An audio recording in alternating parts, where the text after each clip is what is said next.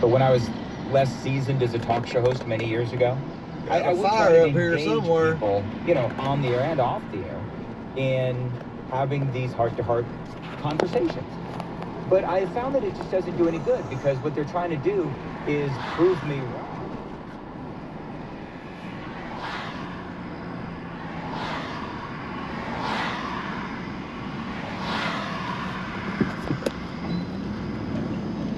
Ooh, wait, what they got burning over there? Wow.